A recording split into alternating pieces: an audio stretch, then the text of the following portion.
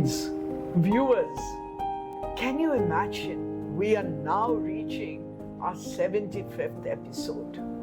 A long journey it's been, 3 years, and I hope you've been enjoying it because this is going to be special. I still can't believe this, Indira ma'am, that it's been 3 years since we have been doing this entire series of Poets and Poetry by Indira. I still clearly remember 3 years ago how we sat in your beautiful home and planned out the entire series. And today we have come to the 75th episode. Indira ma'am, you just spoke about the 75th episode, which is a very special episode. My question to you is, what is so special about this particular episode? You really want me to tell you? Yes. What's so special? Let me begin by telling you what we've called it. Okay? So when poets paint and painters write, does that give you a clue to what we are doing? Very interesting. Here we have poets who are writing poetry, of course, but at the same time they paint. And we've got painters who naturally paint, but they also write poetry. Indira ma'am, this is very interesting. I'm sure my viewers, all our viewers are also very interested in knowing poets who are painters and who are obviously poets. That means they are using both the mediums to express themselves. But why, Indira ma'am? Are they not satisfied with just one medium?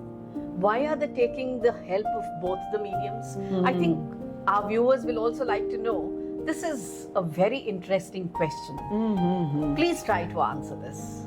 Yeah, not a very easy question to answer, but I must tell you that an artist goes far beyond our understanding of what art really is. Okay. So here you have a poet. Let me begin with a poet. He's been writing poetry. Yes. But then when he probably looks at a painting, he says, wow, if I could put my words into color, how would it be? And then he starts painting. On the other hand, you have the painter who has already been using color to express his emotions, feelings, what have you. And then suddenly, when he reads a poem or he hears a poem, he says, my God, these words can convey so much more. So why don't I try to write poetry?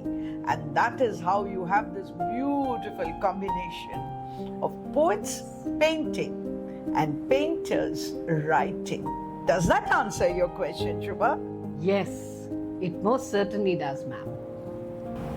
This was very interesting, Indira ma'am, I must say. But do you have a few artists in mind who paint also and who have written poetry as well? Of course, Shubha. Otherwise, do you think I'd have thought of this episode? Such an important episode for us. So let me begin by somebody who's so important to Indian poetry, to India. And I'm thinking of Rabindranath Tagore. Wow. Call him Gurudev, call him who you will, what you will.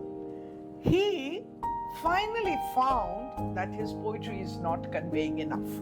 And imagine I'm talking about the Nobel laureate.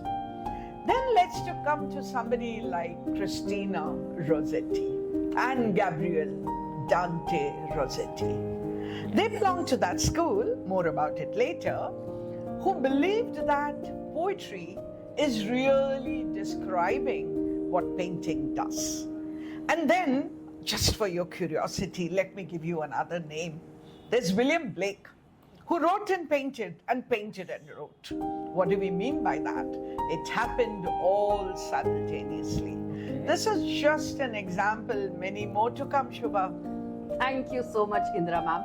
I think my curiosity level has gone many notches higher. I am waiting for this episode to come out, and I'm sure all our viewers are waiting for this episode to come out.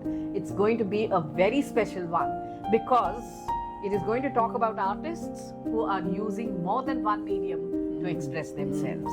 Right, ma'am? So, Stay tuned. Tuned, exactly.